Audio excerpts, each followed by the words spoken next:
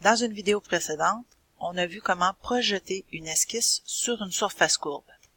Dans le cas qui nous occupe présentement dans nos projets, c'est l'outil parfait pour être capable de modéliser le dossier courbe que plusieurs d'entre vous avez.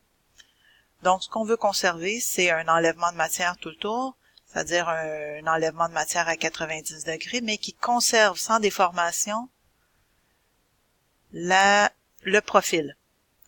Donc, comment y parvenir? Deuxième chose, comment mettre à plat donc cette surface-là, c'est-à-dire qu'on veut déplier notre surface afin de pouvoir la voir dans notre mise en plan et être capable de faire, d'aller chercher notre pièce capable pour notre maquette.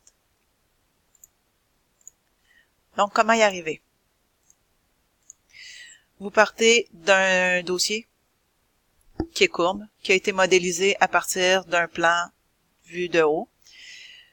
Comme on l'a vu dans l'autre vidéo, je me suis fait un plan, je vais juste le montrer, un plan vraiment en façade, question d'être capable de mieux visualiser ce que je veux enlever comme matière.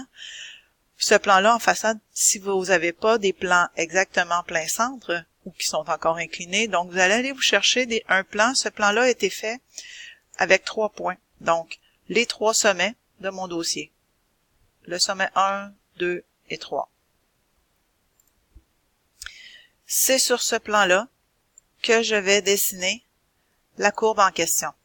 Donc, je fais apparaître cette courbe-là. Okay? Donc, je me suis positionnée vraiment par rapport à mon plan. J'ai tracé la forme que je voulais avoir pour le dossier. Puis maintenant, ce que je veux, c'est le projeter sur le dossier. Vous vous souvenez, projeter, on utilise l'outil insertion, courbe, projeter. Puis on vous demande à ce moment-là l'esquisse et la surface. Donc ma courbe projetée qui est ici. Je peux faire disparaître mon plan un coup que j'en ai plus besoin. Oups, attendez un petit peu. Je suis passé trop vite. Mon plan, mon esquisse. Ah, c'est mon... excusez.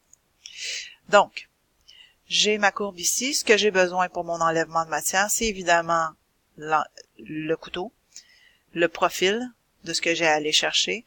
Donc, mon profil, il était sur un plan pleinement perpendiculaire.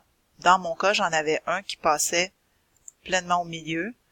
Donc, quand je me place par rapport à mon profil sur le plan central, je me suis attaché au bout de ma trajectoire et j'ai tout simplement fait un grand carré pour être en mesure de faire mon enlèvement de matière. OK? Qui fait le tour. Voilà. Maintenant, on voit notre dossier, on est satisfait.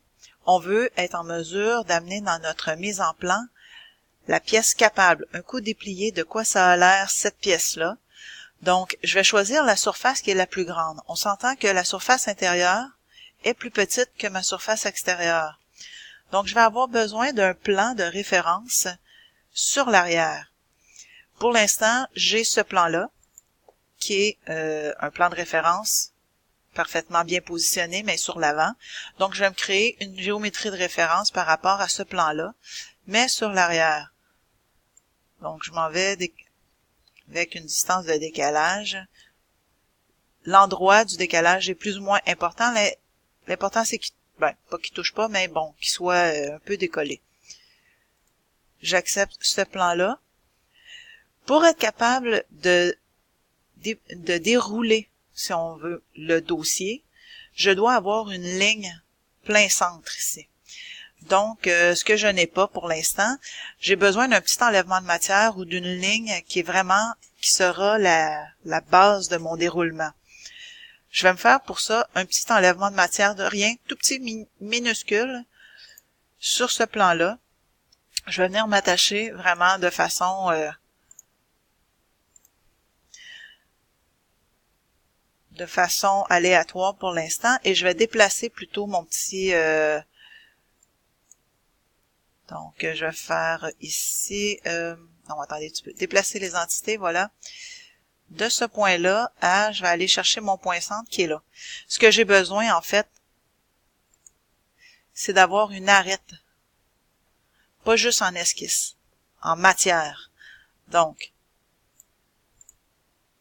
j'accepte ça ici. Je suis capable de réduire vraiment minusculement mon enlèvement de matière pour pas qu'il paraisse trop un coup ma pièce modélisée. Je sors de là. Mon enlèvement de matière, en fait, doit traverser à peine ma surface. Tout ce que j'ai besoin, c'est qu'il y touche.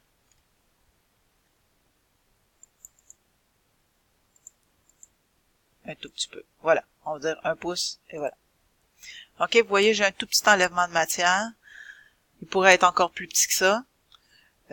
C'est plus ou moins grave. Ce que j'ai besoin, il faut que je retienne qu'à partir du dos, c'est cette ligne-là qui va être ma ligne de déroulement. Donc, cet enlèvement de matière-là. Maintenant, je vais juste enlever au visuel ce qui peut nous déranger. Donc, ce plan-là, on va le cacher. Voilà. Et même... OK. Donc, pour dérouler ma pièce, je dois aller chercher un onglet qui est qu'on dit surfacique. Dans mes onglets ici, fonction esquisse évaluée, si vous ne l'avez pas, vous faites comme moi, bouton droit sur n'importe quel onglet, vous apparaît l'onglet surface. Dans les surfaces, on a un outil qui s'appelle surface mise à plat. OK? Donc, j'active cet outil-là. On me demande c'est quoi la surface à mettre à plat. Je choisis celle-ci.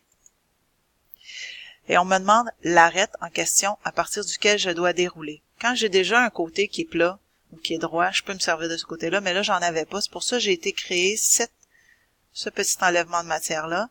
Et je vais aller sélectionner l'arête en question qui était, bon, cette arête-ci.